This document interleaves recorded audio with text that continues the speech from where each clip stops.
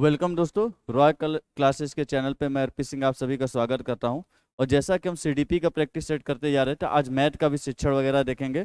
तो शुरू मैथ के न्यूमेरिकल को देखते हुए चलेंगे और फिर उसके बाद मैथ के शिक्षण को भी बेहतरीन तरीके से करेंगे, क्योंकि मैथ का शिक्षण भी आपसे 15 नंबर पूछता है और उस 15 नंबर को भी हम कवर करेंगे और जो न्यूमेरिकल है उसके भी 15 नंबर को हम कवर करते हुए चलेंगे। तो ये जो आपका प्रैक्टिस सेट है, ये प्रैक्टिस सेट मैथ का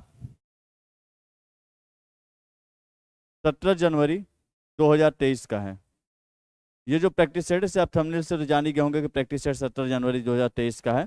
और इसमें हम न्यूमेरिकल को लगाते हुए आगे बढ़ते हुए मैथ के शिक्षण पे जाएंगे। और जैसा कि हम सीडीपी को करते आ रहे थे इसके पहले साइकोलॉजी के, उसी तरीके से मैथ के भी शिक्षण को बेहतरीन तरीके से करेंगे। तो पहले शुरू का 15 नंबर न्यूमेरिकल, क्योंकि जिन बच्चों को नहीं आता वो भी सीख लें कि कुछ क्वेश्चन तो लगा ही सकते हैं, तो कुछ क्वेश्चन बड़े ही बेहतरीन आते हैं, बड़े ही आसान आते हैं। तो बस इतना जान लीजिए कि आपको भी मैथ नहीं आता, हमको भी मैथ नहीं आता, इसलिए आज दोनों मिलकर मैथ लगा देंगे। तो देखिए, अरे इसी में आगे बढ़े इस क्रम में अब, तो समय न बर्बाद करते हुए आगे बढ़ ही जाते हैं। तो पहला क्वेश्चन आपके सामने आता है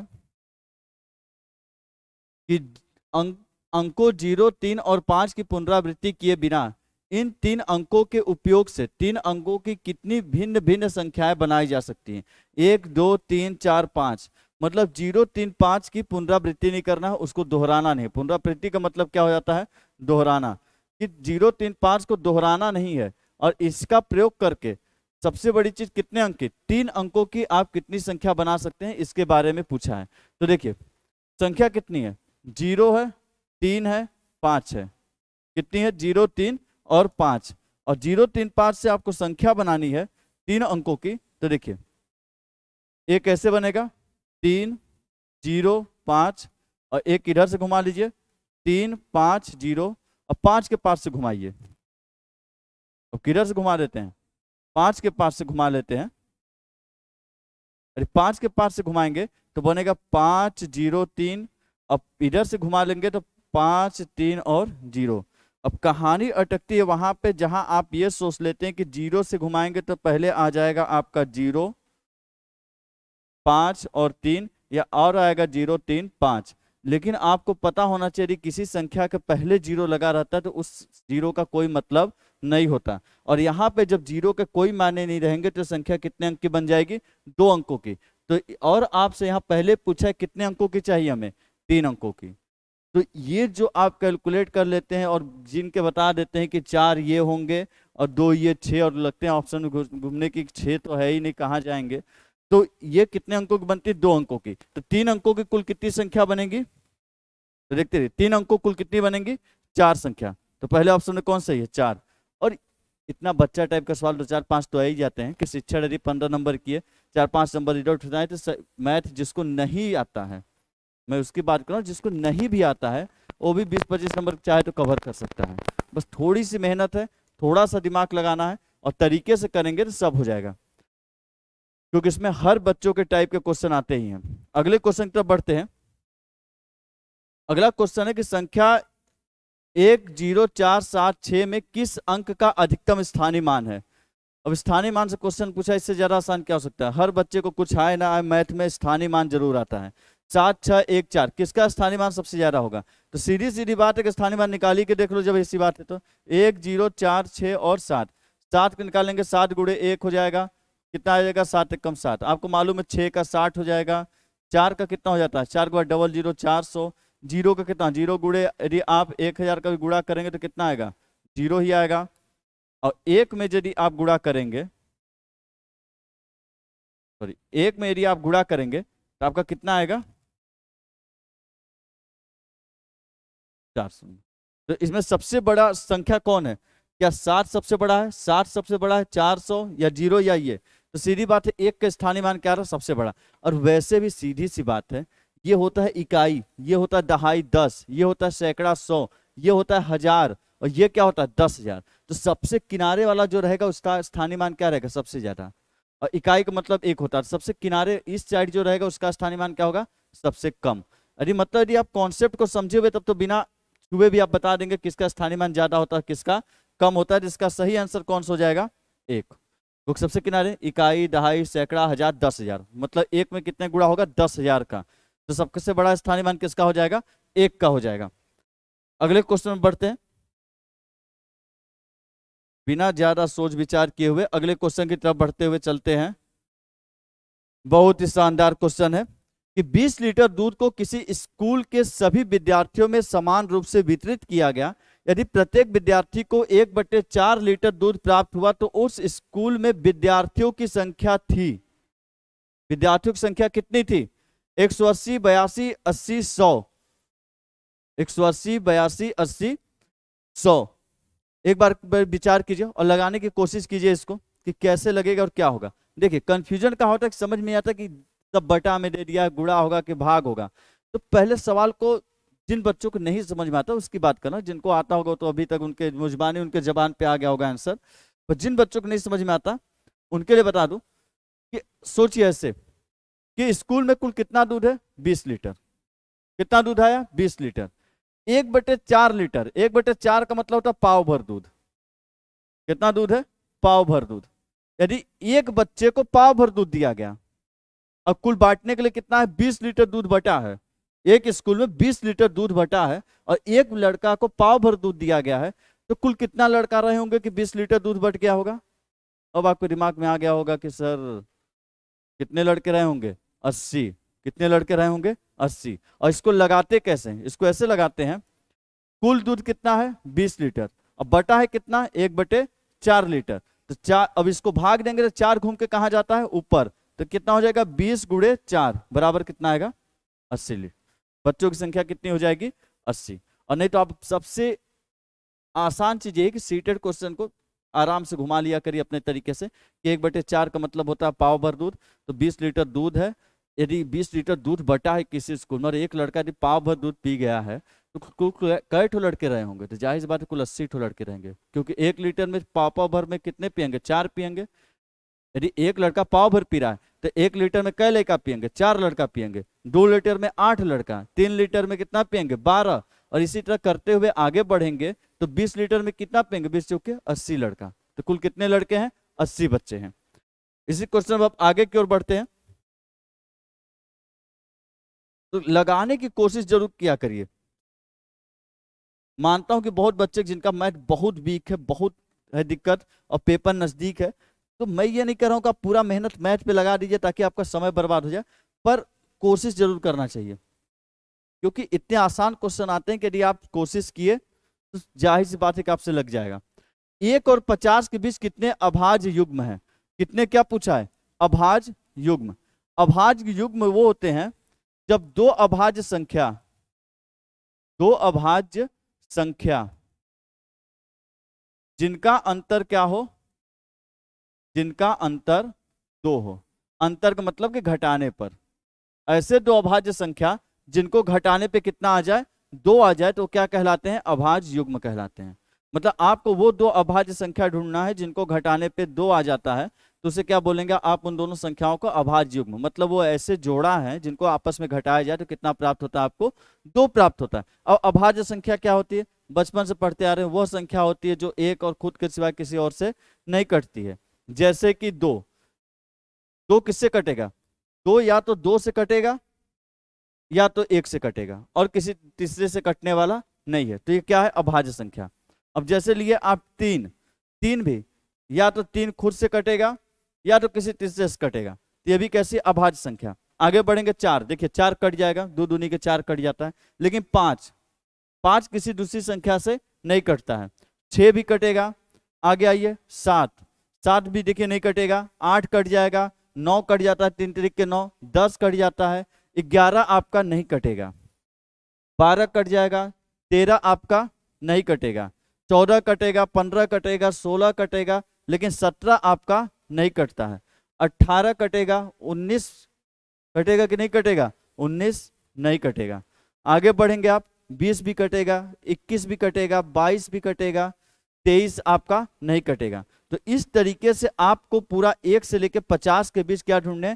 कितने अभाज्य संख्या हैं, कितने अभाज्य संख्या हैं, और उन अभाज्य संख्याओं में फिर आपको ढूंढना होगा कि आपके युग्म कितने के बन रहे हैं।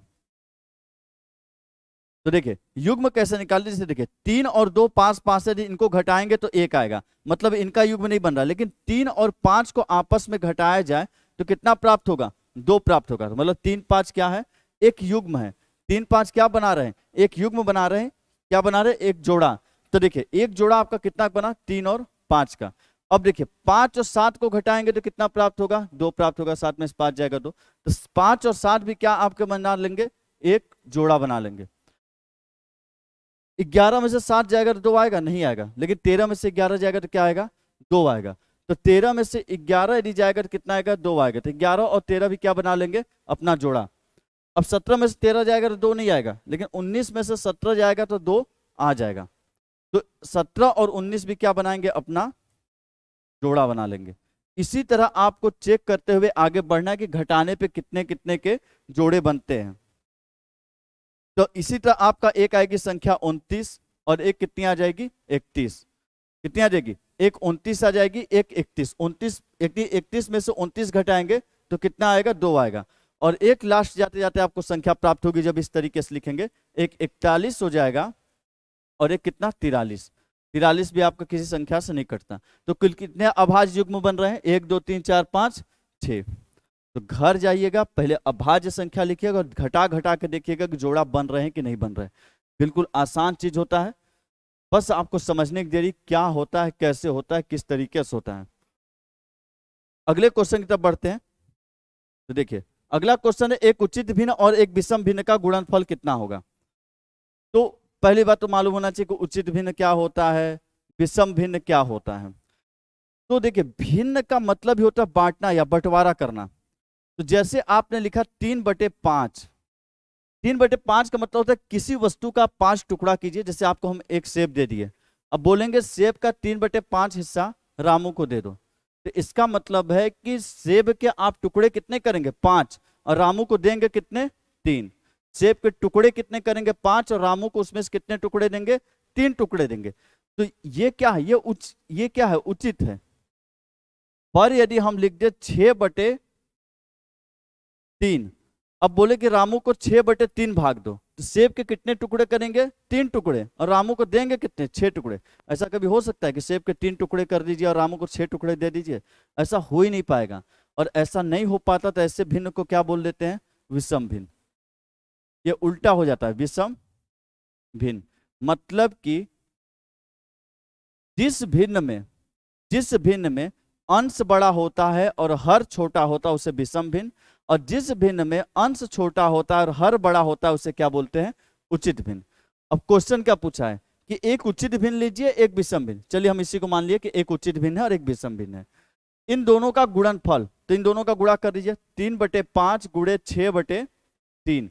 तो 3 छक्के हो जाएगा 18 और 5 तिहाई क्या हो जाएगा, 15। गुणा करने पर कितना आएगा, 18/15। तो बोला है उचित गुणनफल जो आएगा 18/15 आएगा। उचित भिन्न और विषम भिन्न दोनों से बड़ा होता है। अब देख लेते हैं कि इन तीनों में कौन किससे बड़ा किससे छोटा है। अब ये देख लेते हैं कि इन तीनों में कौन किससे बड़ा है और कौन किससे छोटा है। तो देखिए सीधी बात है, यदि आपके सामने जो भिन्न आए हैं, यदि इसमें देखा जाए कौन बड़ा, तो देखिए यदि हम 3/5 और 8/15 में देखें, मतलब ये कैसा उचित भिन्न है, और ये कैसा था, उचित भिन्न था, और ये कैसा था, विषम भिन्न। ध्यान रखिएगा।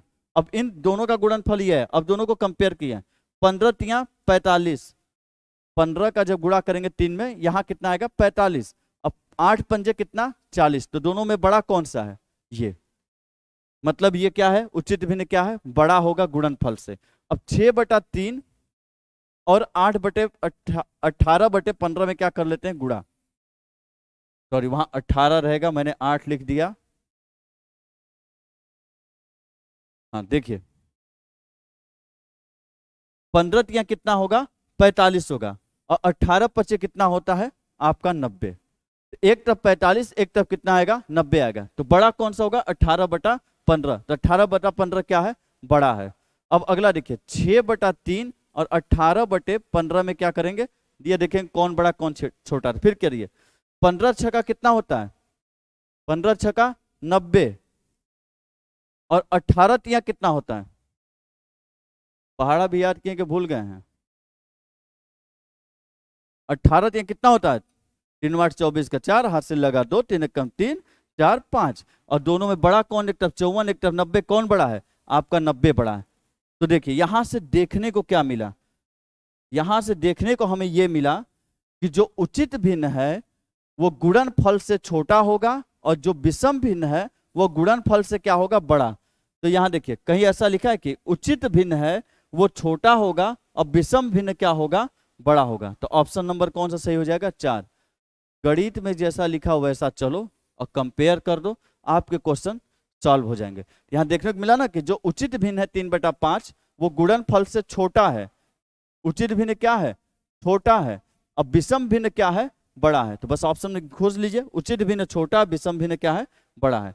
तो ऑप्शन नंबर कौन सा सही हो जाएगा, 4 सही हो जाएगा। अब आगे की ओर बढ़ते हैं इसी क्रम में।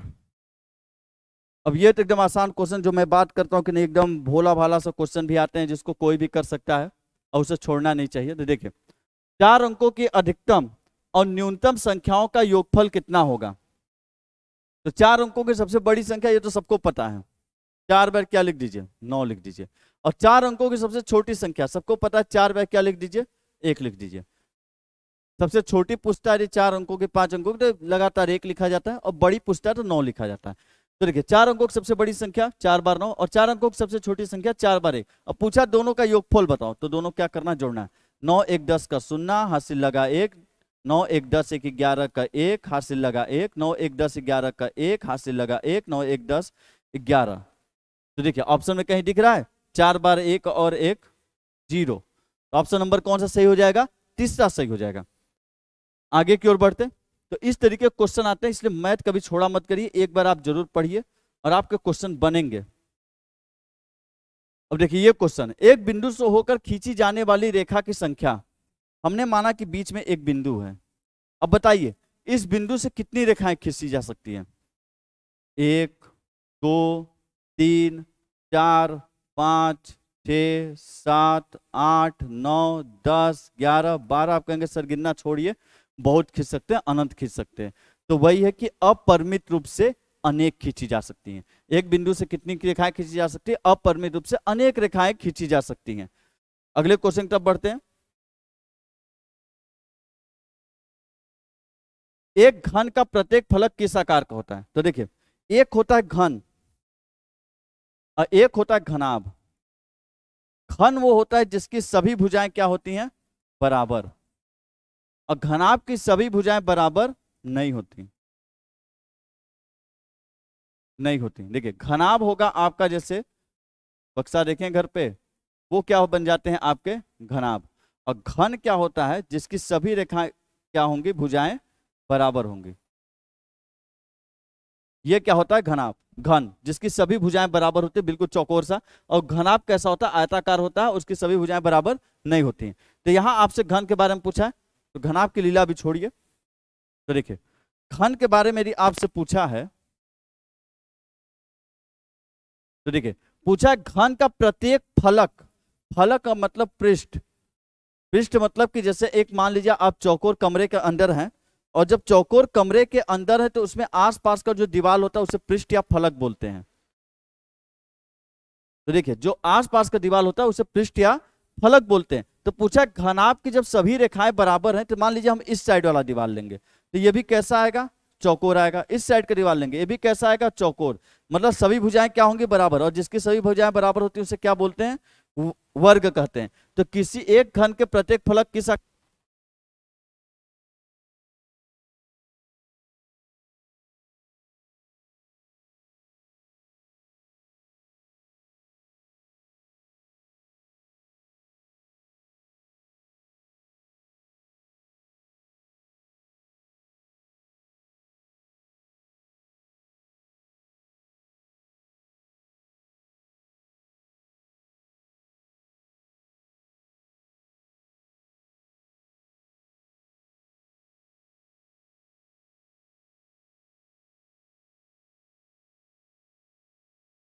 सॉरी हमेशा एक बैटरी ने फिर से दिया धोखा। कहानी में आगे बढ़ते हैं। तो एक घन के प्रत्येक फलक क्या होते हैं, वर्ग के आकार का, और एक घनाभ का यदि प्रत्येक फलक पूछेगा तो किस आकार का होता है, आयत के आकार का। क्वेश्चन में आगे बढ़ते हैं। इंतजार तो आपको शिक्षण का होगा, मुझे पता है, पर इसे भी लगाते चलिए, क्योंकि मुझे भी कोई खास गणित आता नहीं है, पर जैसे कि बहुत बच्चों को नहीं आता, तो जब मैं लगा सकता हूँ तो आप भी लगा सकते हैं। गणित तो मेरा सब्जेक्ट भी नहीं है, सही बात कर रहा हूँ। देखिए 2 सही 2/3 समकोण बराबर है। अच्छा बताइए समकोण कितने अंश का होता है? समकोण होता है 90 अंश का, सबको पता है, लेकिन पूछेंगे लगेगा कैसे, तो देखिए लिखा है कि 2 सही 2/3 समकोण, तो समकोण जगह क्या लिख देंगे 90 डिग्री, यहां क्या लगा देंगे गुणा, कितना 90 डिग्री। तो देखिए 3 दूना के 6 7 8, 8/3 गुणे 90 डिग्री। अब 3 से 90 कटेगा, 3 तिरिक के 9 हो जाएगा 0, तो 8 गुणे क्या बचेगा 30, तो 8 तिरिक के कितना होता है 24, 1 0, मतलब हल करने पे कितना आएगा 240 डिग्री। मतलब जहां समकोण लिखा वहां हमको 90 डिग्री करके क्या कर देना था, गुणा कर देना था। तो 3 दूना 6 7 8 गुणे 90, तो इस तरीके से लगा 240 डिग्री। जब मैं लगा ले रहा हूं तो आप भी लगा लेंगे, बिल्कुल विश्वास मानिए। सीडीपी के मास्टर शिक्षक कोई मैथ लगाते हैं। अगला देखिए, किसी स्कूटर ने पहले माह में 67 किलोमीटर, 8 हेक्टोमीटर और 4 डेकामीटर की दूरी तय की, और दूसरे माह में 48 किलोमीटर, 8 डेकामीटर और 60 मीटर की दूरी तय की, तो दूसरे माह की तुलना में पहले माह में कितनी दूरी अधिक तय की। अब यदि लिखा रहता सिर्फ 67 किलोमीटर, यदि एक माह में 67 किलोमीटर चला है, दूसरे माह में 48 किलोमीटर चला है, तो पहला माह में कितना ज्यादा चला, तो 67 में से 48 तो झट से घटा देते। लेकिन यहाँ फंस गया कि 67 किलोमीटर, 8 हेक्टोमीटर और क्या लिख दिया है 4 डेकामीटर। अब कहानी ये फंस गई कि अब यहाँ पे आपको क्या करना पड़ेगा, सब घटाना पड़ेगा। क्या करना पड़ेगा, सब घटाना पड़ेगा। मतलब कि आपको 67 किलोमीटर, 8 हेक्टोमीटर, 4 डेकामीटर में से किसको घटाना पड़ जाएगा आपको, 48 किलोमीटर, 8 डेकामीटर और 8 डेकामीटर और 7 मीटर को। अब इसको आपको क्या करना पड़ जाएगा, घटाना पड़ जाएगा। लेकिन मुद्दा ये फंसता है, कब इसको घटाएं तो घटाएं कैसे, बड़ी लीला फंस गई कि घटाएं तो घटाएं कैसे। तो देखिए घटाने के लिए सबसे बड़ी चीज है, पहले आपको पैमाना पता होना चाहिए कि 1 हेक्टोमीटर में कितना डेकामीटर, तो 1 डेकामीटर में कितना किलोमीटर, तो 1 किलोमीटर में कितना मीटर। जब से आपको पैमाना नहीं पता रहेगा तब से आप बदल नहीं पाएंगे और ना ही इसको सॉल्व कर पाएंगे। तो आपको इसके लिए सबसे पहले पता होना चाहिए पैमाना। तो पहले आप लोग पैमाना लिखिए, पैमाना लिख के एकदम तुरंत याद करने की कोशिश कीजिए, क्योंकि उसके बिना आपको होने वाला नहीं है।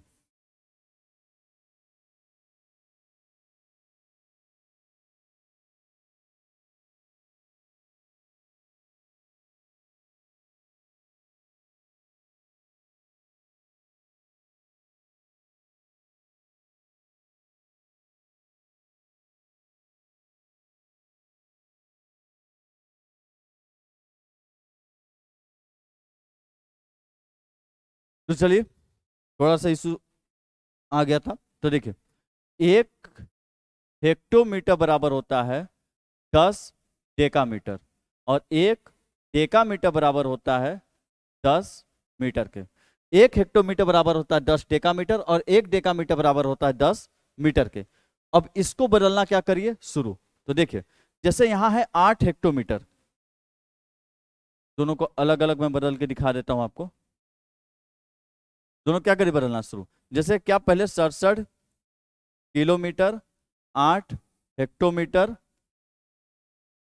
और कहाँ गया, हाँ 4 डेकामीटर। तो देखिए 8 हेक्टोमीटर, यदि 1 हेक्टोमीटर बराबर 10 डेकामीटर है, तो 8 हेक्टोमीटर बराबर कितना हो जाएगा, 8 गुणे 10 कितना हो जाएगा, 8 गुणे 10 मतलब 80 डेकामीटर। ये बदल जाएगा कितने, 80 डेकामीटर में। अब लिखा है यहाँ 4 डेकामीटर। अब 1 डेकामीटर बराबर 10 मीटर, तो 4 डेकामीटर को जब बदलेंगे तो 4 गुणे 10 बराबर हो जाएगा 40 मीटर। लेकिन कहानी ये आती है सर बदलेंगे कैसे, कैसे समझ में आएगा कि बदलेंगे। तो पहले ये देखिए कि आपको घटाना किस में से है। 48 किलोमीटर, 8 डेकामीटर और मीटर। क्या इस लाइन में कहीं भी हेक्टोमीटर है? नहीं है। मीटर है, डेकामीटर है और क्या है? किलोमीटर। इसलिए हेक्टोमीटर को हमने चेंज कर दिया किसमें? डेकामीटर में। और डेकामीटर किसमें चेंज कर दिया? मीटर में, ताकि हमारे पास भी घटाने की क्या बचे? किलोमीटर, डेकामीटर और मीटर ही बचे। तो इस तरीके से जब आप इसको चेंज करते हैं तब आपको समझ में आता है कि नहीं कैसे घटाना, किस तरीके से करना है। तो देखिए, अब यदि इसको आप करेंगे तो आपका हो जाएगा 67 किलोमीटर, 80 डेकामीटर और 40 मीटर के। और इसमें से आपको घटाना है 48 किलोमीटर, 8 डेकामीटर और 7 मीटर को। और इसको क्या करना है? इसमें से घटाना है। अब इसको घटाना क्या करिए, शुरू करिए, घटाइए, घटा के बताइए कितना आएगा। तो देखिए 40 से, 40 में से 7 जाएगा तो बचेगा कितना आपका? 33 मीटर। 80 में से यदि 8 जाएगा तो 10 में से 8 जाएगा, बचेगा 2, 72 डेकामीटर। और 67 में से यदि 48 जाएगा तो जाहिर बात है हासिल लेगा 17, 17 में से 8 जाएगा तो बचेगा कितना? 9, और 5 में से 4 जाएगा 19 किलोमीटर। तो अब देखिए, कहीं भी पहले देखिए पकड़ते कैसे हैं, पूरा नहीं मैच करेगा। 19 किलोमीटर किसी में दिख रहा है? पहले में दिख रहा है, मतलब ऑप्शन पहला क्या है? सही है। पर परफेक्ट कैसे निकालेंगे वो भी देखिए। यहाँ कितना? 72 डेकामीटर। तो 72 डेकामीटर में से 72 डेकामीटर में कुछ 70 प्लस 2 डेकामीटर लिख सकते हैं कि नहीं? और 33 मीटर को 30 प्लस 3 मीटर लिख सकते हैं कि नहीं? 30 प्लस 3 मीटर। तो 30 मीटर आपका बदल जाता है 3 डेकामीटर में, और जो 70 डेकामीटर वो बदल जाता है 7 हेक्टोमीटर में। तो देखिए 19 किलोमीटर, 7 हेक्टोमीटर और 2 डेकामीटर, 3 डेकामीटर मिलकर हो जाते हैं 5 डेकामीटर, और लास्ट में क्या बचता है? 3 डेकामीटर। लेकिन हमेशा क्वेश्चन करने का सटीक तरीका होता है कि आप सवाल लगाएं, घटाएं, घटाने बस आप इतना देखिए 19 किस में आया और 19 आ गया तो आपका आंसर क्या हो गया? मिल गया। मतलब यदि आप शुरू में ही ऑप्शन से लगाना जानते हैं तो आप बाकी पे ध्यान ही ना देते, बस 67 में से किसको घटाते? 48। 67 में से 48 घटाए, कितना आया? 19 आया। और 19 चारों में से किस ऑप्शन मिल रहा है? सिर्फ पहले में। तो बाकी को ध्यान है क्यों देना? सिर्फ पहले में देखे 19 और किसको टिक लगाए? 19 किलोमीटर को। कहानी क्या हो गया आगे?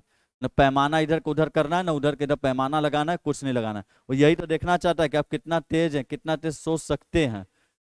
उसको दुनियादारी थोड़ी ना देखनी है बस, लेकिन वो आपको उलझा देगा सारे पैमाने। यदि आप पैमाने से लगाएंगे तो आपको इस तरीके से लगाना पड़ेगा, और नहीं तो आप सीधे से समझ सकते हैं 67 में से 48 घटाए रहते तो 19 आता है, और चारों ऑप्शन में 19 किलोमीटर सिर्फ एक ही में है, और यही क्या हो जाता है? ऑप्शन। और कैसे मालूम चलता है कि ऑप्शन से लगेगा? क्योंकि देखिए सभी ऑप्शन गलत है, सॉरी गलत बोलना, सभी ऑप्शन अलग अलग है। एक में 15 किलोमीटर दिया, एक में 20 किलोमीटर, एक में 20, एक में क्या दिया? 19। तो अब पहले वाले को घटा के हमेशा देख लिया करिएगा, कि हो सकता है पहले से ही लग जाए, आपको पूरी लीला करनी ही ना पड़े।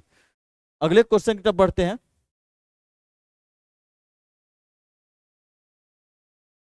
41 नंबर, कि एक किसी स्कूल में विद्यार्थी का अध्ययन 10:10 AM पे प्रारंभ हुआ और 12:55 PM पर मध्यावकाश प्रारंभ हुआ।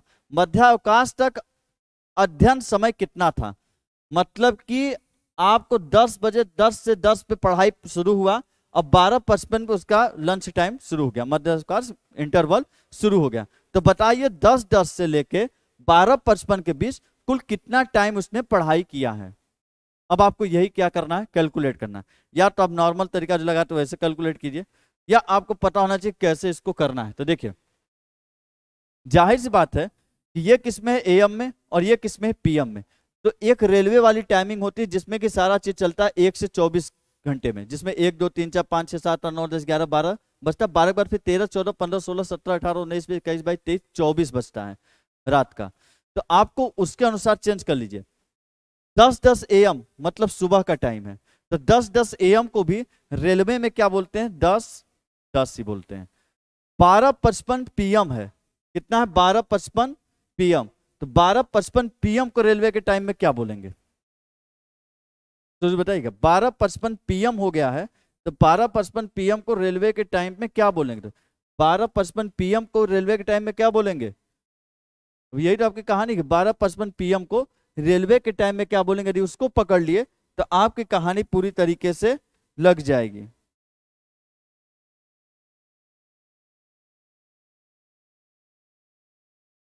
तो देखिए जब से 13 नहीं बजेगा, कई लोग को लग रहा होगा सर 13 हो जाएगा 1 हो जाएगा, तो देखिए दोपहर में होता है 12:55, 12:55 जब पूरा 12:60 होगा तब जाके बजेगा 1, और जब 1 बजेगा तब हम बोलते हैं क्या बज गया है, रेलवे के टाइम में 13 बजता है।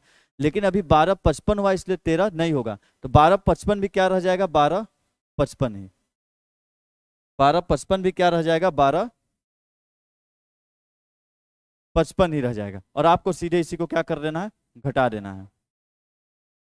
तो 5 में से 0 जाएगा बचेगा 5, 5 में से 1 जाएगा बचेगा 4, और 12 में से 10 जाएगा बचेगा कितना, 2। तो 2 घंटा 45 मिनट कहीं है यहाँ पे, सीधे सीधे। तो देखिए यहाँ तो मान लीजिए कि बदला नहीं 13-14 में, लेकिन जब भी आपको समय वाला देगा, ईवीएस में रेलगाड़ी वाला भी टाइमिंग आता है, तो उसको भी हमेशा रेलवे वाले टाइम में कन्वर्ट करिएगा और सीधा सीधा घटा दीजिएगा, आपका आंसर आ जाएगा। और एएम पीएम यदि रहेगा तो आपको घटाने में दिक्कत होगा ही होगा, क्योंकि वहां आपको समय छोटा और बड़ा नहीं पता चलता है, लेकिन आप जैसे रेलवे वाले टाइम में बदलते हैं तो आपको समय छोटा और बड़ा पता चल जाता है। तो हमेशा रेलवे वाले टाइमिंग में बदल के करिएगा। चार सर्व सर्वसम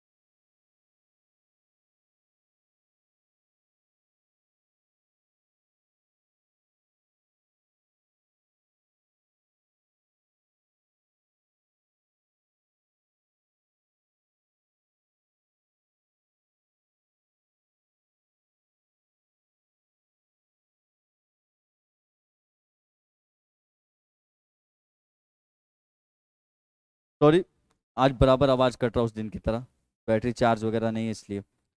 तो बने रहिएगा, छोड़ के नहीं जाऊंगा, भले से 5-5 मिनट बदलता रहूं। माध्य मतलब होता है बीज का मध्य का, माध्य मतलब मध्य का या बीज की संख्या बतानी है। तो प्रथम 10 प्राकृतिक संख्या। तो सम मतलब वह संख्या जो किससे कटती है, 2 से कटती है। प्राकृतिक संख्या होता है 1 से आप गिनना शुरू कर दीजिए, जहां तक आप 1 से लेके गिन लेंगे, 0 नहीं, 1 से लेके जहां तक गिन लेंगे सब प्राकृतिक संख्या है। लेकिन आपको प्राकृतिक संख्या में सिर्फ सम वाला चाहिए, और सम संख्या होती है जो 2 से कटती है, और 2 से वही कटेगा जो 2 के पहाड़ा में आएगा। जाहिर सी बात है 2 से वही करता है जो 2 के पहाड़ा में आता है। तो 10 ठो लाइन से लिखिए 2 से का पहाड़ा, 2, 2 दूनी के 4, 2 तय के 6, 2 चौके 8, 2 पचे 10, 2 छक्के 12, 2 सत्ते 14, 2 अट्ठे 16, 2 नवा 18, 2 दहा में 20। देखिए 10 सम देखिए प्राकृतिक संख्या भी है, लेकिन आपको सम वाला चाहिए था, इसलिए सम वाला चाहिए, इसलिए हम वो संख्या लिखेंगे जो 2 से कटे, वही सम संख्या होती है।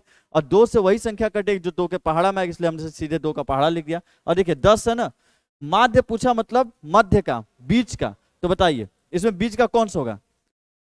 इधर से एक गायब किए, इधर से एक गायब करिए, इधर से एक गायब करिए, इधर से गायब, इधर से गायब, इधर से गायब, इधर से गायब, इधर से गायब। बचे कौन बीच में? 10 और 12। अब कहेंगे सर बीच में तो 2 ठो बच गए, हमको चाहिए था एक, तो दोनों 2 ठो बच गए, तो हमको कितने चाहिए थे?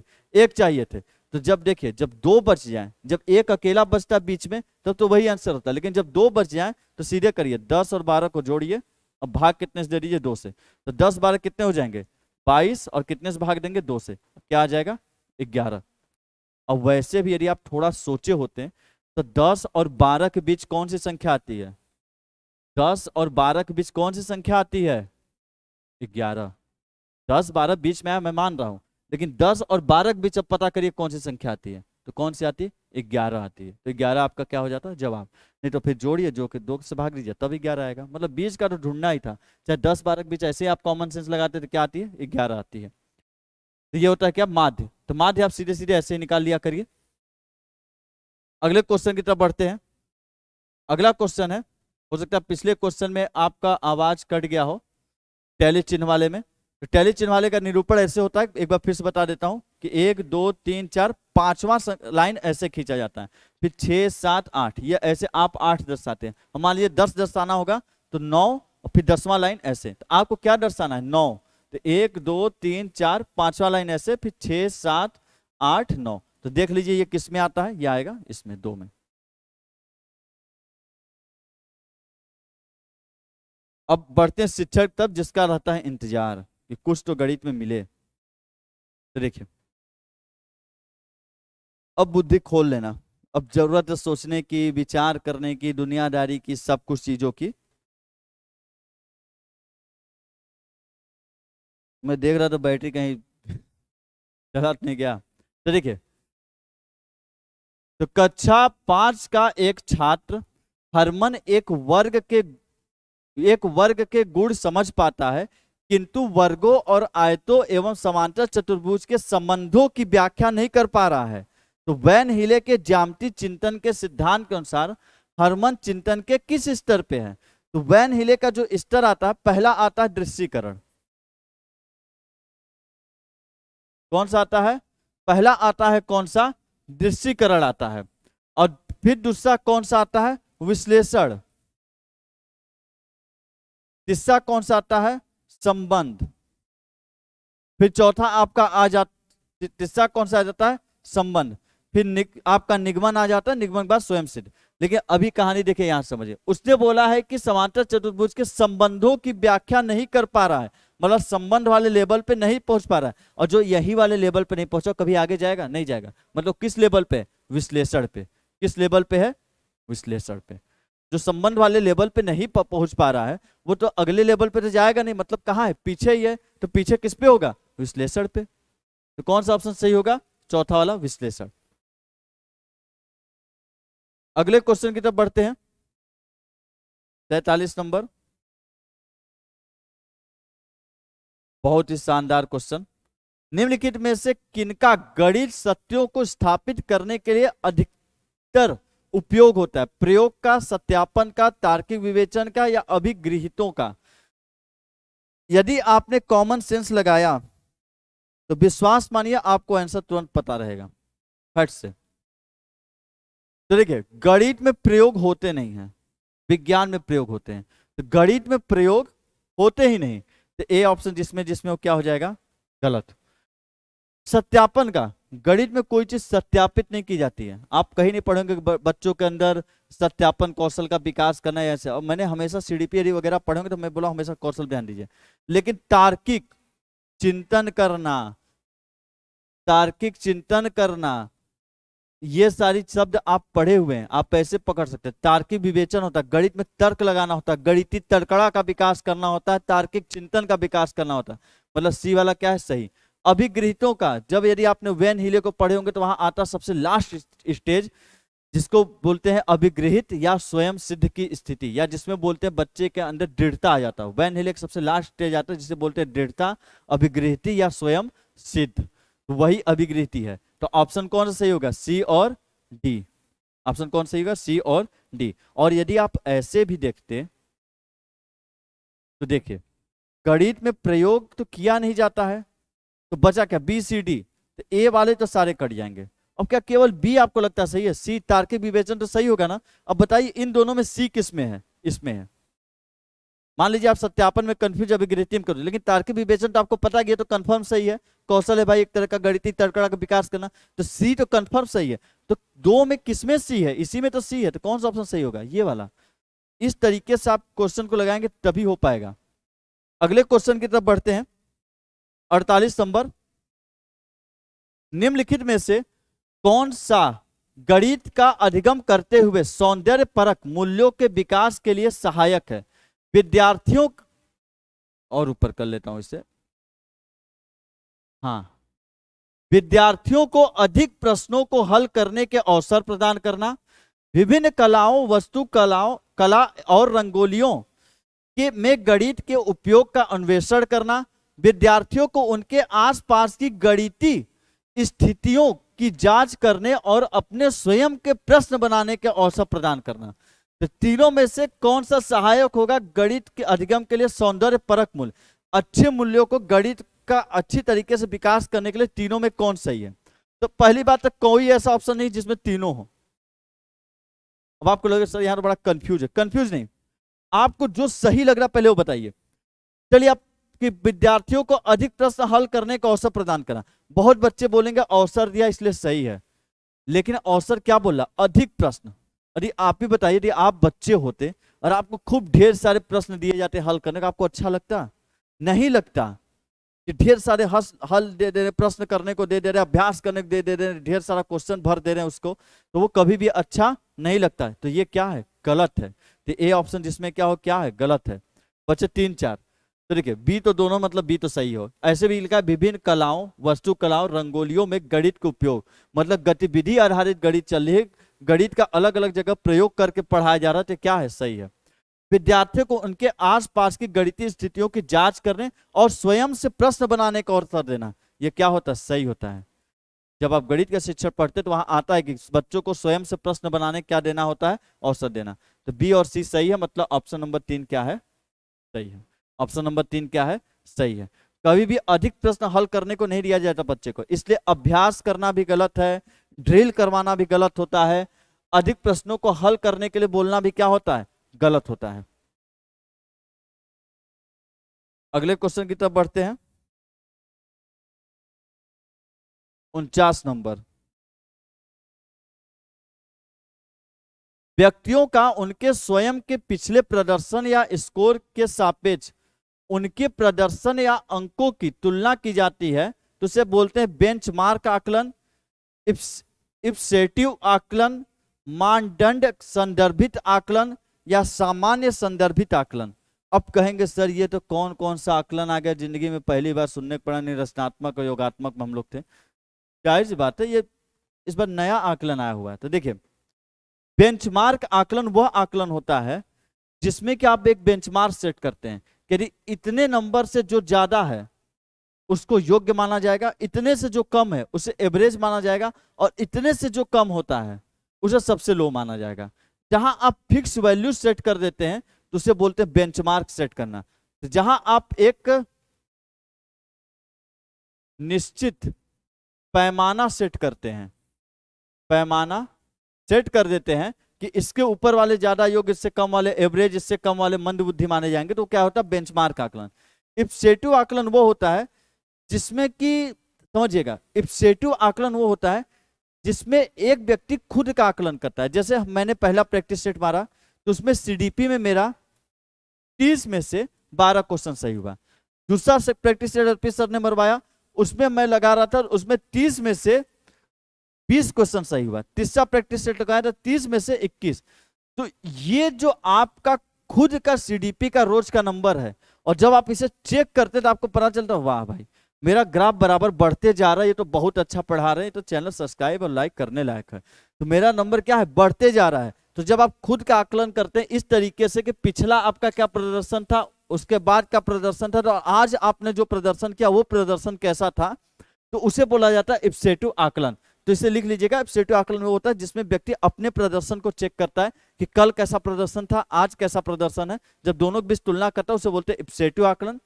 बेंचमार्क आकलन वह आकलन होता है जिसके अंतर्गत एक बेंचमार्क सेट किया जाता है, एक निश्चित पैमाना सेट कर लिया जाता है कि इसके ऊपर वालों को योग्य माना जाएगा, इससे कम वाले को औसत, इससे कम वाले को मंदबुद्धि माना जाएगा, उसे बोलते हैं बेंचमार्क आकलन। मानदंड, मानदंड मतलब होता है क्राइटेरिया। जैसे एक क्राइटेरिया सेट कर दी जाए कि यदि जिसको 5 तक पहाड़ा आता है, जैसे क्राइटेरिया सेट कर दिया प्राइमरी स्कूल में कि जिसको 5 तक पहाड़ा आता है उसे मान लिया जाएगा कि गणित आता है, और जिसको 5 तक पढ़ा नहीं आता उसको गणित नहीं आता है। तो ये मानदंड संदर्भित है कि जो मानदंड या क्राइटेरिया सेट किया गया उस पर आप खरे उतर रहे हैं कि नहीं, और सामान्य संदर्भ में नॉर्मली होता है। जिसको लिख लीजिएगा, जिसका सही ऑप्शन क्या हो जाएगा दूसरा, क्योंकि लिखा व्यक्ति को उनके स्वयं के पिछले प्रदर्शन या स्कोर, जो पिछला प्रदर्शन या स्कोर है, और उनके प्रदर्शन या अंक, जो आज का प्रदर्शन के अंक है, दोनों के बीच तुलना की जाती है, दोनों के बीच क्या की जाती है तुलना, तो उसे क्या बोलते हैं इप्सेटिव आकलन। ये नया आपको आकलन में शब्द मिले हैं तो इसे जरूर नोट कर लीजिएगा। यही चीज होता है प्रैक्टिस सेट के समय कि जो भी आपको कुछ नया मिले उसे आप नोट करते चले, उसको बिल्कुल भी छोड़िए मत। एक जगह गणित शिक्षण हेडिंग डालिए और 3 पेज छोड़े रहिए, एक जगह सीडीपी लिखे रहिए 3 पेज छोड़े रहिए, जो भी पॉइंट मिलता जाएगा उसको लिखते जाइएगा। और विश्वास मानिए वही पॉइंट आपको पेपर में इतने ज्यादा मदद करेंगे, आपको 30 में 30, 30 में 29 का स्कोर करवाएंगे, और कोई तरीका होता नहीं है याद करने उड़ने का। देखिए, निम्नलिखित में से कौन सा प्राथमिक स्तर के गणित में आकृतियों का परिचय कराने का मुख्य उद्देश्य हो सकता है? दृश्यीकरण कौशल का विकास, दिक् स्थान संबंधित विवेचन कौशल का विकास, आकृतियों के नाम याद करना। तो देखिए, बोला गया कि प्राथमिक स्तर पर गणित में आकृतियों का परिचय कराने का मुख्य उद्देश्य क्या है? बच्चे को अलग अलग आकृति दिखा रहे हैं, तो जाहिर से बात है कि बच्चे के अंदर दृश्यीकरण कौशल का क्या होगा विकास। दृश्य मतलब देखना, देखने के कौशल का, देख के पहचानने के कौशल का क्या होगा विकास। दृश्यीकरण मतलब देखकर पहचानने का, आकृति को पहचानने का कौशल क्या होगा विकास। दिक् स्थान संबंधित विवेचन, मैंने बताया कि दिक् स्थान, यदि आप शिक्षक पढ़े रहते मैथ में, यदि आपको डिमांड होगा तो हम मैथ का शिक्षक पढ़ा देंगे, ज्यादा नहीं, कुछ ही वीडियो में, 6-7 वीडियो में निपटा देंगे सारा मैथ का शिक्षक, वो इतना शॉर्ट और सटीक तरीके से। यदि आप चाहते हैं तो आप बोलिएगा तो शिक्षक पढ़ा देंगे, और यदि मान लीजिए आप पहले से पढ़े हुए तब कोई बात नहीं, तब प्रैक्टिस में करवाता रहूंगा। यदि आप चाहेंगे तो मैं मैथ का भी शिक्षक बना दूंगा। तो दिक् स्थान संबंधित विवेचन या कौशल, तो दिक् स्थान का, दिक् स्थान लिखा या दैशिक लिखे या स्थानीय लिखे, चाहे दिक् स्थान लिखे चाहे दैशिक या स्थानिक, इसका मतलब होता आकृति या मानचित्र या दिशा का कौशल। दिक् स्थान दैशिक स्थानीय का मतलब होता है मानचित्र, आकृति या दिशा का कौशल। यदि बच्चे के अंदर आकृति का ज्ञान दे रहे हैं, मानचित्र मैपिंग का ज्ञान दे रहे हैं, दिशा ज्ञान दे रहे हैं, तो इसको बोला जाता है दिक् स्थान, द्विआयामी, दैशिक या स्थानिक कौशल। तो देखिए, जाहिर बात आकृति के बारे में सिखा रहे हैं तो दिक् स्थान में आकृति आता ही है, तो इसके भी कौशल क्या होगा विकास। सेम लिखा आकृतियों के नाम को याद करना, और याद करना क्या होता है गलत, तो ए और बी क्या हो जाएगा सही, दूसरा ऑप्शन क्या हो जाएगा सही। यदि आप चाहते हैं कि मैथ का शिक्षण भी आपको मिल जाए, यदि आपको पसंद आ रहा है मेरा तरीका जो आप पढ़े हुए हैं सीडीपी वगैरह, यदि आप चाहते हैं कि नहीं सर मैथ का शिक्षण शॉर्ट और संपूर्ण गाथा के साथ दे दीजिए, तो एक कमेंट, बस आपके एक कमेंट का इंतजार रहेगा। उसके बाद फिर आप देखिएगा धार हमारा भी और आपका भी दोनों मिलकर काट देंगे आधा आधा। अगले क्वेश्चन की तरफ बढ़ते हैं। तो अगला क्वेश्चन है, प्राइमरी स्कूल गणित शिक्षण एवं अधिगम हेतु निम्नलिखित में से कौन सी वस्तु का संसाधन का संसाधन कक्ष में होना आवश्यक है। बोला गया कि प्राइमरी स्कूल गणित शिक्षण एवं अधिगम हेतु, मतलब पढ़ाई लिखाई हेतु गणित के निम्नलिखित में से कौन से वस्तु का संसाधन कक्ष के अंतर्गत होना आवश्यक है, मतलब कौन सा वस्तु आवश्यक है वहां होनी चाहिए जब गणित की पढ़ाई लिखाई चल रही है। पहला है चार्ट, पुस्तकें और गुणन सामग्री। दूसरा है स्टेशनरी वस्तु जैसे पेन, पेंसिल, रूलर इत्यादि। मूर्त शिक्षण अधिगम सामग्री जैसे गणित माला, टेनग्राम, त्रिविमीय आकृतियां, जियो बोर्ड, ब्लॉक, टाइल्स इत्यादि। सूची पत्र या शिक्षक पत्रिकाएं तथा शिक्षक शिक्षिकाओं को, मतलब टीचर्स को पढ़ने के लिए अन्य सामग्रियां, टीचर के पढ़ने के लिए अन्य सामग्री। बहुत कंफ्यूजन होगा, चीजें लग रही होंगी क्या सही क्या गलत, तो जो पहले सही लग रहा है वो सही कीजिए। सी ऑप्शन सही है, क्योंकि सी ऑप्शन में जो चीजें लिखा है, टेनग्राम, जियो बोर्ड, ये सभी टीएलएम है, शिक्षण सामग्री है, और गणित में इनके बारे में पूछता है। ये सभी क्या है, शिक्षण सामग्री है। यदि आप पढ़े होंगे गणित का शिक्षण तो आपको मालूम है ये सभी क्या है, शिक्षण सामग्री है। दूसरा देखिए, चार्ट, किताब और गुणन सामग्री, इन सभी चीजों का तो उपयोग होता ही है। तो ए भी सही और सी भी सही है। ए और सी किसमें किसमें है, ए और सी देखिए, इसमें ए और सी है नहीं, इसमें ए और सी है नहीं, इसमें ए और सी है हाँ है, इसमें ए और सी हाँ है। अब इन्हीं दोनों में सही होगा। तो अब किसको देखने की जरूरत है, डी को।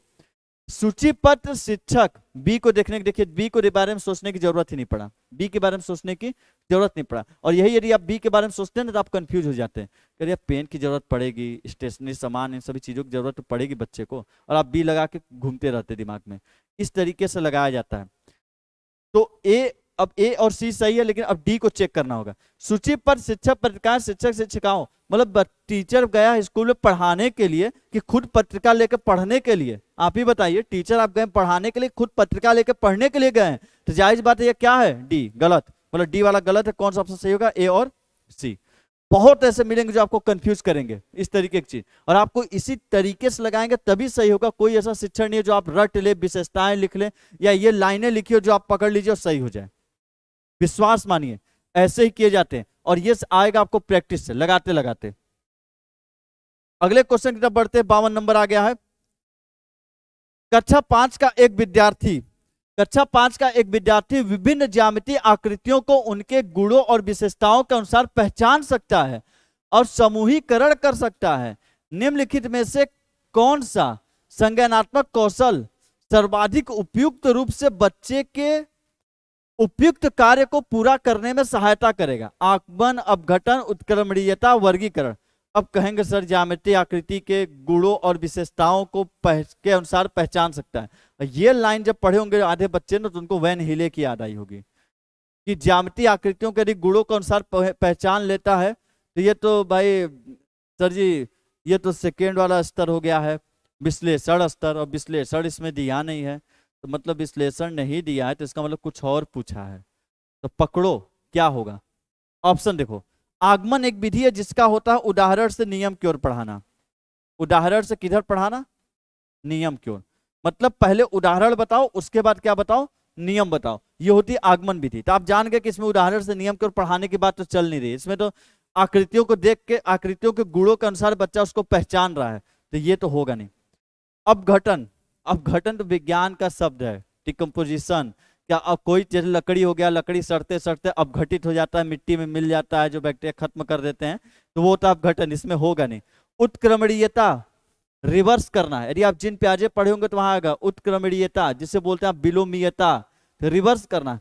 जैसे पानी के बूंद से कमल का फूल बनाना, फिर कमल के फूल से बच्चा वापस पानी का बूंद बना लेता है, रिवर्स कर लेता है, उसे क्या बोलते हैं, उत्क्रमणीयता। ये होगा नहीं। कौन सा बच्चा, वर्गीकरण, जिसे बोलते हैं क्लासिफिकेशन। और वैसे भी यदि आप पकड़ते कि बच्चा पहचान के उसको क्या कर रहा है, समूह, समूहीकृत कर रहा है, और निम्नलिखित में से संज्ञानात्मक कौशल। वर्गीकरण, क्लासिफिकेशन में क्या होता है, जैसे आप लिखेंगे कि पत्तियों के प्रकार, जैसे हम लिखे पत्तियों के प्रकार, लाल रंग वाली पत्ती, हरी रंग वाली पत्ती, पीले रंग वाली। लाल रंग वाली पत्ती उन पौधों का नाम लिखेंगे जो लाल रंग के पत्ती होंगे, हरी रंग वाले पत्ते में उन पौधों का नाम लिखेंगे जो हरी रंग के पत्ते होंगे, पीले रंग वाले पत्ते में उन पौधों का नाम लिखेंगे जो पीले रंग के होंगे। मतलब हमने पत्तियों का क्या किया, वर्गीकरण, पत्तियों का क्या किया, क्लासिफिकेशन किया, उनको पहचाना, और पहचान के उनको अलग अलग समूहों में हमने क्या किया, बांट दिया, एकत्रित करके बांट दिया। यही होता है आपका क्या करना, वर्गीकरण करना, क्लासिफिकेशन करना। ये शब्द होते हैं। वर्गीकरण आपका आता है जिन प्याजे में, यदि आप पढ़े होंगे तो नहीं तो आप ऑप्शन काट के भी देख सकते हैं। दोनों तरीके से मैंने बता दिया कि यदि आपको आता रहे तो सही है, और ना आता रहे, ये नहीं कल के डेट में कोई और क्वेश्चन ना आए तो वहां पे घबराना नहीं है। सबसे पहले घबराना नहीं है, हिम्स हो जाएगा ये तो। अगले क्वेश्चन चलते हैं। निम्नलिखित में से कौन सा क्रियाकलाप प्राथमिक कक्षाओं के विद्यार्थियों को दैनिक जीवन में मुद्रा अवधारणा के शिक्षण के लिए सर्वाधिक उपयुक्त है? भूमिका निर्वहन आयोजित करना, समीप के बाजार में जाकर विभिन्न प्रकार के मुद्रा परिवर्तन नियमों के शिक्षण द्वारा कलन विधि का उपयोग करना। सही विकल्प का कीजिए चयन। तो देखिए, पहले क्वेश्चन आपको समझ में आया कि नहीं समझ में आया, पहले इसके बारे में आप बताइए। लिखा हुआ है, इस क्वेश्चन का मतलब है, पहले वो समझिए। निम्नलिखित में से कौन सा क्रियाकलाप, इन चारों में से कौन सा क्रियाकलाप है जो प्राथमिक कक्षा 1 से 5 वाले बच्चों को दैनिक जीवन में, दैनिक जीवन में, कैसे जीवन में, जो दैनिक जीवन में मुद्रा मतलब रुपया पैसा, रुपया पैसा की बात हो रही है, सर्फियों की बात हो रही है, रुपया पैसा की बात हो रही है, मुद्रा मतलब पैसे के अवधारणा, पैसा कैसे लेन देन होता है, इस कॉन्सेप्ट को समझाने के लिए इन चारों में सबसे अच्छा कौन सा है, तो उन्हीं चीजों को चुनिए। देखिए, सबसे अच्छा वो होता है जो क्रियाकलाप पे आधारित हो, गतिविधि पे आधारित हो, क्रिया करके सीखे बच्चा। उसके बाद जो सबसे अच्छा होता है वो होता है जो जिसमें मूर्त से मूर्त उदाहरण दिया जाए, वो अच्छा होगा। फिर उसके बाद बाकी सब दुनियादारी देखा जाता है। सबसे अच्छा क्रियाकलाप या गतिविधि आधारित, उसके बाद मूर्त से मूर्त उदाहरण। तो देखिए, भूमिका निर्वहन आयोजित करना। भूमिका निर्वहन का मतलब होता है आप बच्चों से एक ड्रामा प्ले करवाए, एक्टिंग करवाए। चलो तुम दुकान खोलोगे, ये तुमसे सामान खरीदने आएगा, तुमको 10 रुपया देगा, कागज का आपने नोट बनाया है, तुम सामान खरीदो, कितने का सामान है, तो बोलेगा 10 रुपए का है, मेरे पास 50 रुपए, ये लो, मुझे ये सामान दो ठो दे दो, कितने हो गया, 20 रुपए का, कितना वापस करोगे, या आपके 30 रुपए वापस किए। इससे बच्चा पैसे का क्या समझे, कॉन्सेप्ट, एक ड्रामा, एक नाटक, भूमिका निर्वहन आयोजित करना। तो आप सीधे समझ गए ये क्या है, सही है। समीप के बाजार में जाकर, जाहिर बात है बच्चा समीप के बाजार में जाएगा, कोई वस्तु खरीदेगा, लेगा, देगा, क्रियाकलाप करेगा, गतिविधि, इससे अच्छा और क्या हो सकता है। विभिन्न प्रकार के मुद्रा परिवर्तन के नियमों को शिक्षण, नियम का शिक्षण देना, ये न क्रियाकलाप है न उदाहरण है। कलन विधि, कलन विधि मतलब होता है एक परफेक्ट तरीका, कोई एक तरीका, एल्गोरिदम। कलन विधि मतलब होता है एक एल्गोरिदम, एक तरीका, कि आप एक तरीका बस बच्चे को बता दिया, वही इसी को फॉलो करना है। ये भी क्या होता है, गलत होता है। तो कौन सही है, ए और बी। वैसे देखिए, ए और बी सही है। ए और बी चारों में से किस में आ रहा है, जैसे मान लीजिए कलन विधि पे आपको कंफ्यूजन होता, सी पे भी मान लीजिए आपको कंफ्यूजन है, तो ए बी सही है कि नहीं। तो देखिए चारों में ए बी कहाँ है, पहले पे है, पहला क्या हो गया, सही हो गया। अभी देखिए आपका प्रैक्टिस सेट चल रहा है, घर में आप प्रैक्टिस सेट बुक वगैरह रखे होंगे प्रीवियस से, जिसमें पेपर होंगे, प्रैक्टिस सेट लगाते होंगे। तो आप इस तरीके का प्रयोग करके देखिएगा, एक बार करके देखिए, यहां नहीं फेल होंगे, करके आजमा के देखिए, बड़ा सुकून मिलेगा, बड़ा आधा दिमाग लगाना पड़ेगा आपको। भाई की बात मानिए, एक बार करके देखिए, आपको जायज बात ऐसा लगेगा कि बड़ा आधा दिमाग लगाना पड़ा। अगला क्वेश्चन आप पढ़िए, मैं बैटरी चेंज करता हूं क्योंकि मैं देख रहा हूं बराबर रेड लाइट जलनी शुरू हो गई है, रेड लाइट जलनी शुरू हो गई है। तो आप क्वेश्चन पढ़िए, मैं बैटरी चेंज करता हूं।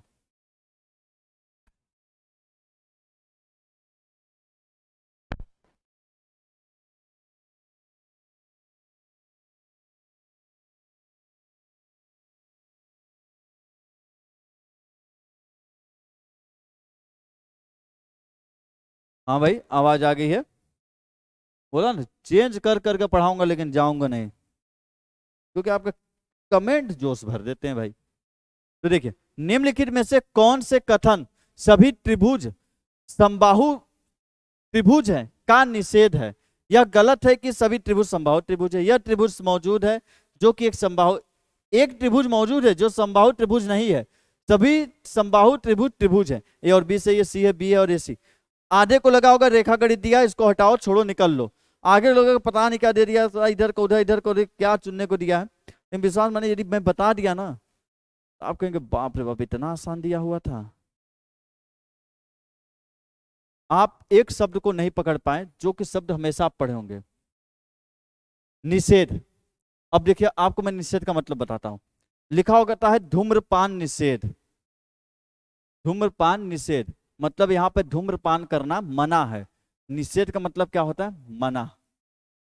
निषेध का मतलब क्या होता है कि वो चीज क्या है, मना है।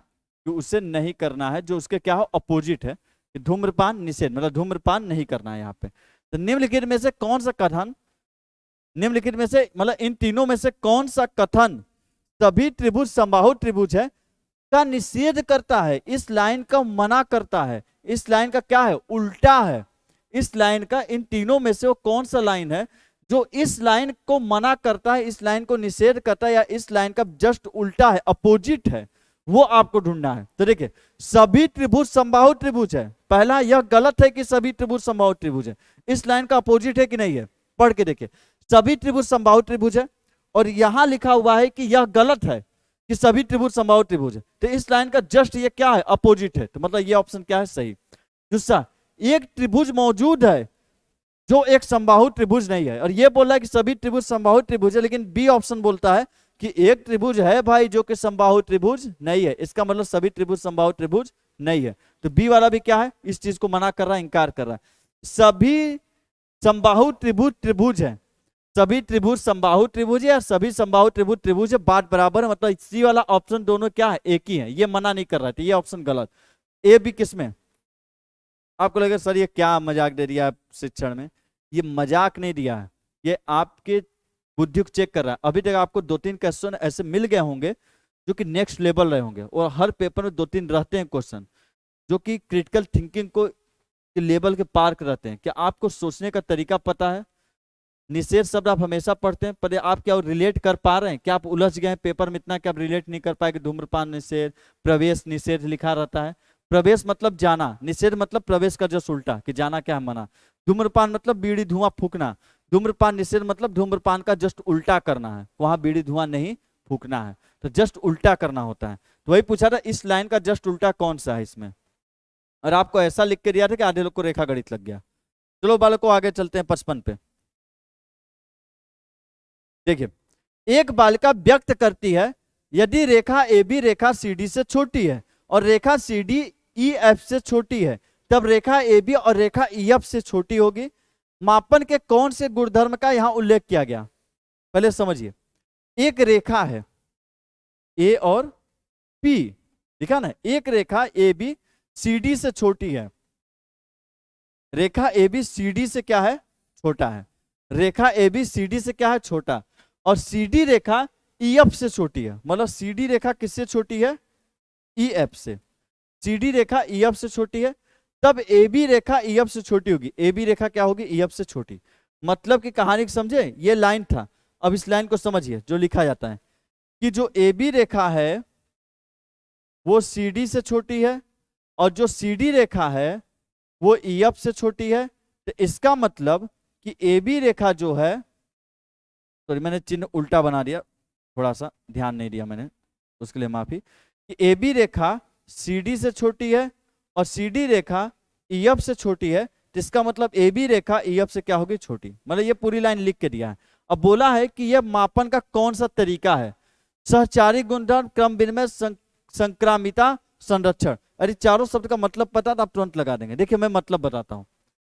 सहचारिक मतलब होता है जिससे संबंध, दो चीजों के बीच क्या दर्शाया जाए संबंध, कितने चीजों के बीच दो चीजों के बीच, लेकिन यहाँ दो से ज्यादा चीज है, देख लीजिए दो से क्या है ज्यादा चीज।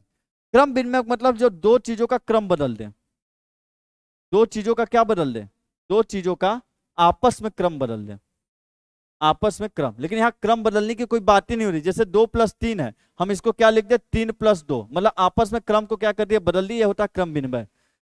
संरक्षण का मतलब होता है किसी चीज को बचा के रखना, संरक्षित, जैसे ऊर्जा संरक्षण का नियम कि ऊर्जा को न तो उत्पन्न कर सकते न तो नष्ट कर सकते, जो चीज कभी नष्ट नहीं होती, संरक्षण मतलब किसी चीज को बचाना, सेफ रखना, तो वो क्या होता है संरक्षण। तो यहाँ बचाने बचाने वाले से कोई बात तो चल नहीं रहा।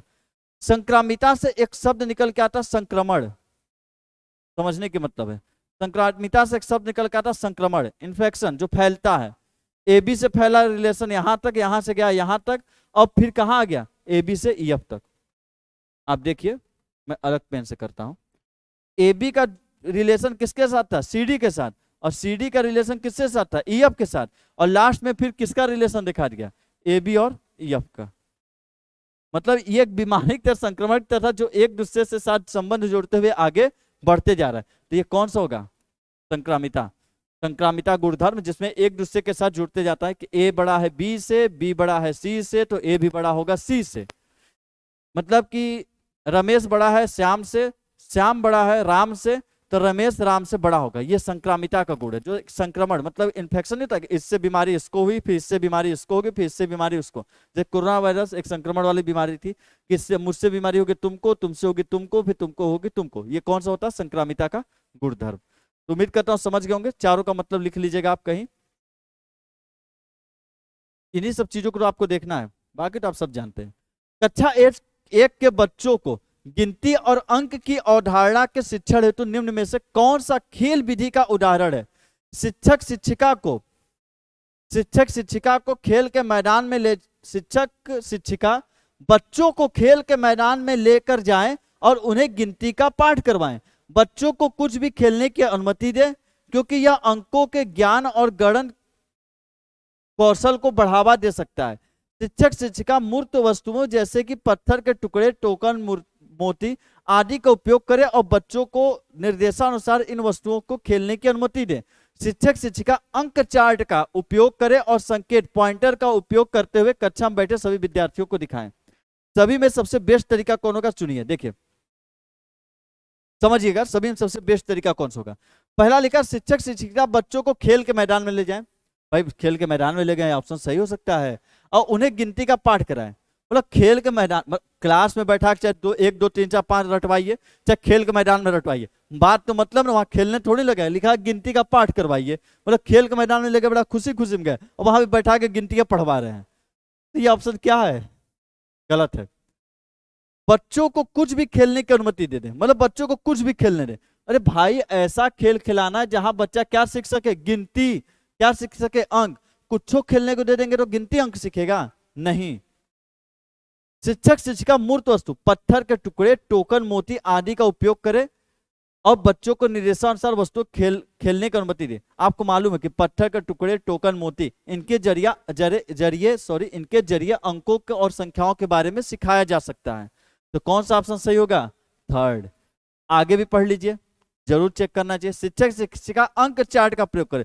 जो एक अंक चार्ट आता है ना, चार्ट जो स्कूल वगैरह में टंगे होते हैं, चार्ट कागज का, और जिसपे 1 2 3 4 लिखा रहता है, और पॉइंटर मतलब वो छड़ी, पॉइंटर लेकर पढ़ाइए 1 2 3। क्या यहाँ पे खेल हो रहा है? नहीं हो रहा है, मजाक लगा रखे हो। कौन सा ऑप्शन सही होगा? तीसरा।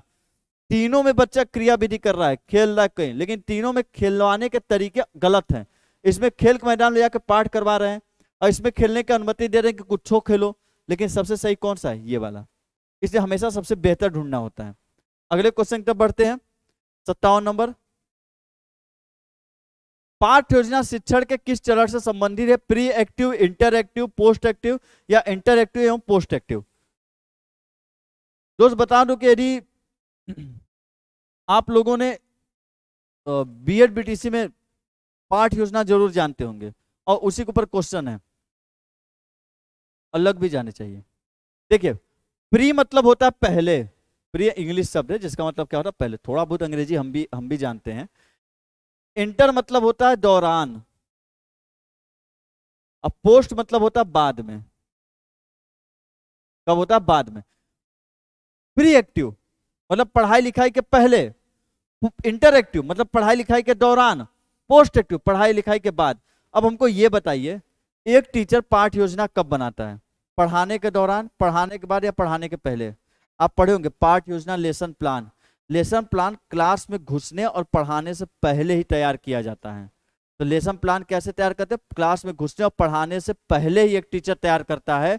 तो पहले मतलब क्या हो जाएगा? Pre active. सही ऑप्शन कौन सा हो जाएगा? पहला। बिल्कुल सरल था, बस आपको चीजें थोड़ी सी कंफ्यूज करने के लिए दिया हुआ था। देखिए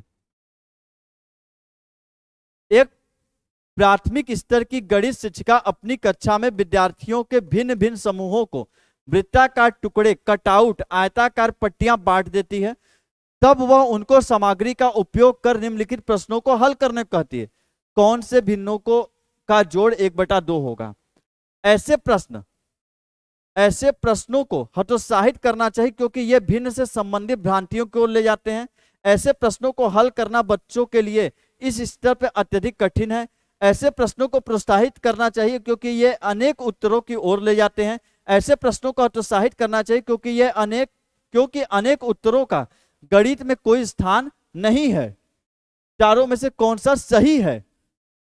तो राइमिंग बैठ गई, कौन सा सही है? तो देखिए पहला बात समझिए, टीचर करवा क्या रही है। टीचर ने क्या किया, विभिन्न समूह बनाए, बच्चों के ग्रुप बनाए, बहुत अच्छी बात है।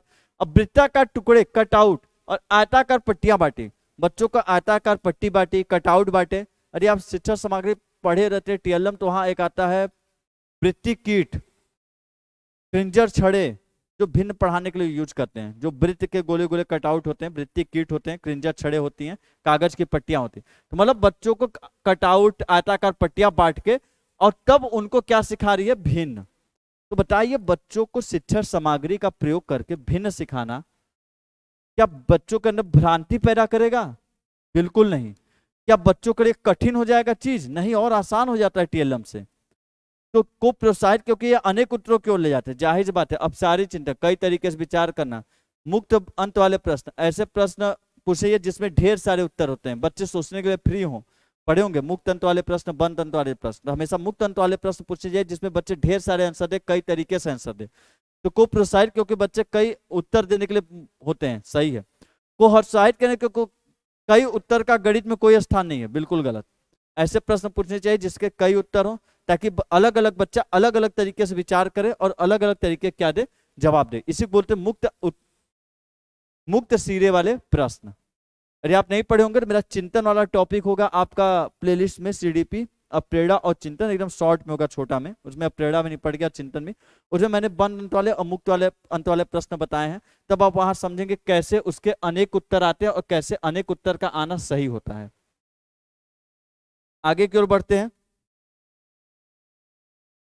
क्वेश्चन नंबर 59, मतलब कि बढ़ रहे हम लोग अंत की तरफ, मतलब पेपर के अंत की तरफ। किसी क्रियाकलाप को करने के लिए गणित की कक्षा में बच्चों को कुछ लकड़ी के टुकड़े दिए।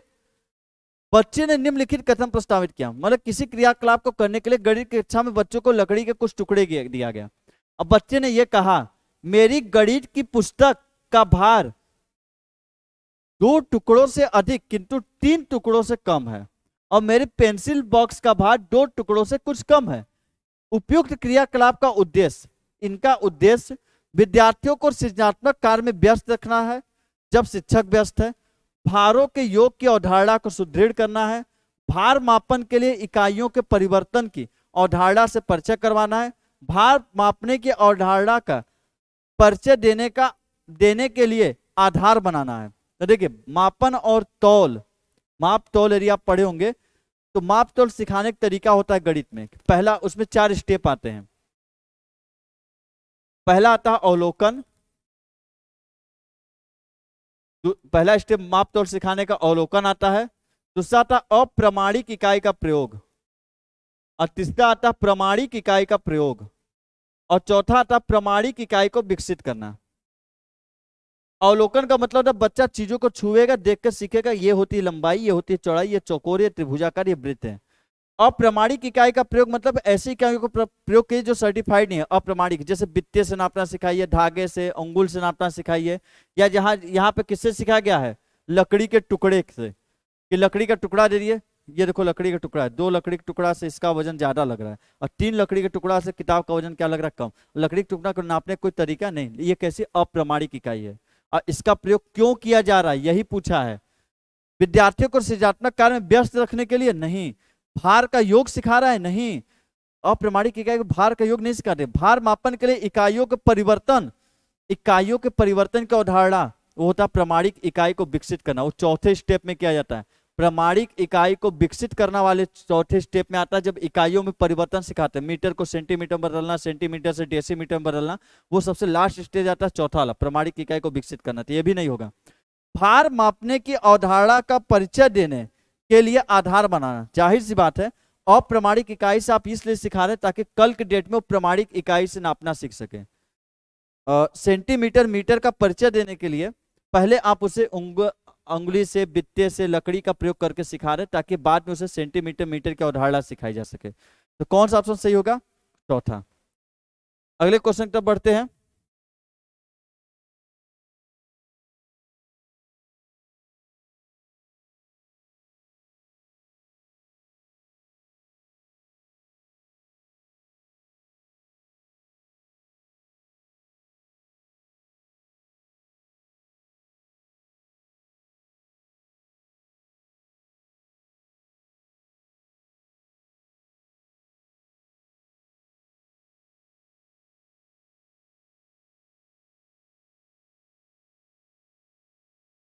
समझ ही गए होंगे कि बैटरी डाउन हो गया होगा सर का। सही बात है। असल में आज इतनी क्लासेस चली ना कि इसको चार्ज होने का मौका ही नहीं मिल रहा है। अब मैं जिद पे अड़ा हूँ कि नहीं तो आज तो हम डालेंगे डालेंगे सेट, मैथ का भी। तो देखिए निम्नलिखित में से आज मैं सोचा 2-3 सेट डालने के लिए, पर अब बैटरी की वजह से लग रहा प्रॉब्लम होगा, पर कल मैं पहले ही सोचूंगा 2-3 सेट डाल लूँ। निम्नलिखित में से आकलन की कौन सी तकनीक गणित में रचनात्मक आकलन का हिस्सा नहीं है? देखिए रचनात्मक मतलब होता है अच्छा वाला आकलन। कैसा वाला आकलन? अच्छा वाला आकलन। अच्छा वाला आकलन। योगात्मक कैसा होता है? खराब वाला आकलन, गंदा गंदा। और रचनात्मक कैसा? अच्छा वाला। बोला इसमें से कौन सा अच्छा वाला आकलन नहीं है? पोर्टफोलियो अच्छा वाला आकलन है, रूबिक्स अच्छा वाला आकलन है, अवलोकन करना अच्छा वाला आकलन।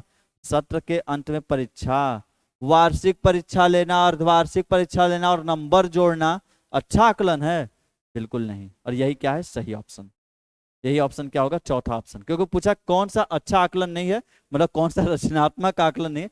देखिए बोलने का तरीका होता है, जब यहाँ अच्छा शब्द जोड़ देते हैं तो आपको चीजें हल्की लगने लगती है, दिमाग रेस्ट में आता है, बहुत तेज काम करता है। इसलिए मैंने बोला कौन सा अच्छा आकलन नहीं है, रचनात्मक आकलन नहीं है, सत्र के अंत में परीक्षा।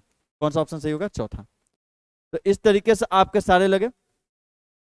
और पसंद आया हो तो लाइक करिएगा, शिक्षण पढ़ना है तो कमेंट भी कर दीजिएगा सर शिक्षण पढ़ना है।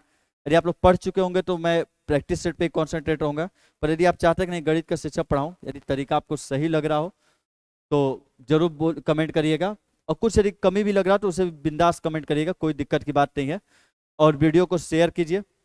आप लाइक नहीं करते हैं, ठीक है, शेयर मत करिए। मैं चलिए चलता है, नहीं करते या किसी को नहीं बताते कि अकेले पास होना है, समझ सकते हैं।